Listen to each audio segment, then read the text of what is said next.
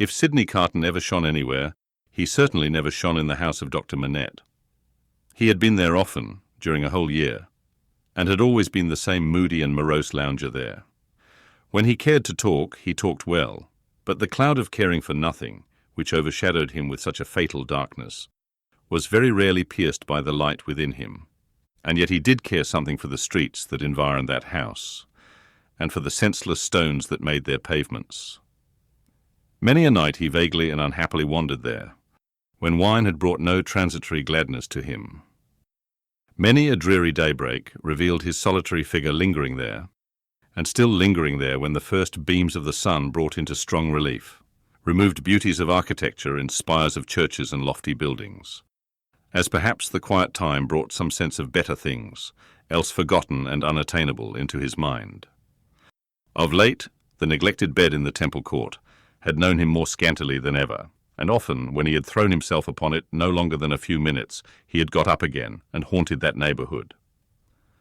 On a day in August, when Mr. Stryver, after notifying to his jackal that he had thought better of that marrying matter, had carried his delicacy into Devonshire, and when the sight and scent of flowers in the city streets had some waifs of goodness in them for the worst, of health for the sickliest, and of youth for the oldest, Sydney's feet still trod those stones. From being irresolute and purposeless, his feet became animated by an intention, and in the working out of that intention, they took him to the doctor's door. He was shown upstairs and found Lucie at her work, alone. She had never been quite at her ease with him, and received him with some little embarrassment as he seated himself near her table. But looking up at his face in the interchange of the first few commonplaces, she observed a change in it. "I fear you are not well, Mr. Carton." "No, but the life I lead, Miss Manette, is not conducive to health. What is to be expected of or by such profligates? Is it not, forgive me, I have begun the question on my lips, a pity to live no better life? God knows it is a shame. Then why not change it?" Looking gently at him again, she was surprised and saddened to see that there were tears in his eyes. There were tears in his voice too, as he answered, "It is too late for that. I shall never be better than I am. I shall sink lower, and be worse." He leaned an elbow on her table and covered his eyes with his hand. The table trembled in the silence that followed. She had never seen him softened, and was much distressed. He knew her to be so without looking at her, and said, "Pray forgive me, Miss Manette. I break down before the knowledge of what I want to say to you.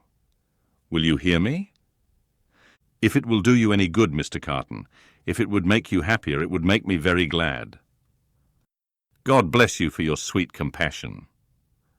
He unshaded his face after a little while, and spoke steadily. "Don't be afraid to hear me. Don't shrink from anything I say. I'm like one who died young. All my life might have been. No, Mr. Carton, I'm sure that the best part of it might still be. I am sure that you might be much, much worthier of yourself.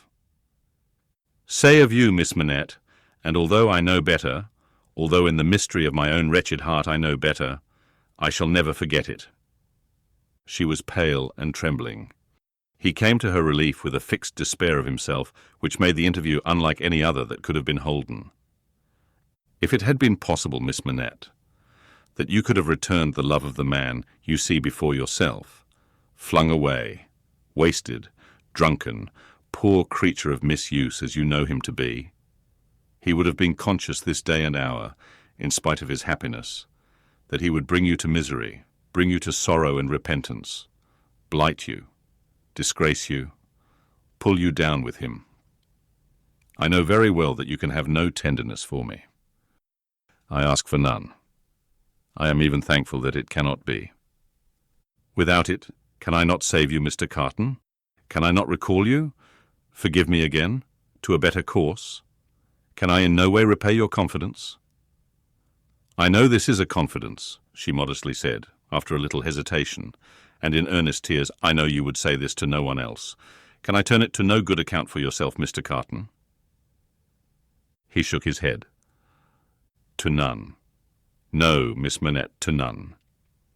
If you will hear me through a very little more, all you can ever do for me is done. I wish you to know that you have been the last dream of my soul. In my degradation, I have not been so degraded, but that the sight of you with your father, and of this home, made such a home by you, has stirred old shadows that I thought had died out of me. Since I knew you, I have been troubled by a remorse that I thought would never reproach me again, and have heard whispers from old voices impelling me upward that I thought were silent forever. I have had unformed ideas of striving afresh, beginning anew, shaking off sloth and sensuality, and fighting out the abandoned fight. A dream, all a dream, that ends in nothing, and leaves the sleeper where he lay down, but I wish you to know that you inspired it. Will nothing of it remain? Oh, Mr. Carton, think again, try again. No, Miss Manette, all through it I have known myself to be quite undeserving, and yet I have had the weakness, and have still the weakness, to wish you to know with what a sudden mastery you kindled me, heap of ashes, that I am into fire, a fire, however, inseparable in its nature from myself, quickening nothing, lighting nothing, doing no service, idly burning away. Since it is my misfortune, Mr. Carton, to have made you more unhappy than you were before you knew me. Don't say that, Miss Manette, for you would have reclaimed me if anything could. You will not be the cause of my becoming worse. Since the state of your mind that you describe is, at all events, attributable to some influence of mine, this is what I mean, if I can make it plain. Can I use no influence to serve you? Have I no power for good, with you, at all? The utmost good that I am capable of now, Miss Manette, I have come here to realize. Let me carry through the rest of my misdirected life the remembrance that I opened my heart to you, last of all the world, and that there was something left in me at this time which you could deplore and pity, which I entreated you to believe again and again, most fervently, with all my heart, was capable of better things, Mr. Carton. Entreat me to believe it no more, Miss Manette. I have proved myself, and I know better. I distress you. I draw fast to an end. Will you let me believe, when I recall this day, that the last confidence of my life was reposed in your pure and innocent breast, and that it lies there alone, and will be shared by no one? If that will be a consolation to you, yes. Not even by the dearest one ever to be known to you. Mr. Carton, she answered, after an agitated pause, the secret is yours, not mine, and I promise to respect it. Thank you, and again, God bless you. He put her hand to his lips and moved towards the door. Be under no apprehension, Miss Manette, of my ever resuming this conversation by so much as a passing word. I will never refer to it again. If I were dead, that could not be surer than it is henceforth. In the hour of my death, I shall hold sacred the one good remembrance, and shall thank and bless you for it, that my last avowal of myself was made to you, and that my name, and faults, and miseries were gently carried in your heart. May it otherwise be light and happy. He was so unlike what he had ever shown himself to be, and it was so sad to think how much he had thrown away, and how much he every day kept down and perverted, that Lucie Manette wept mournfully for him as he stood looking back at her.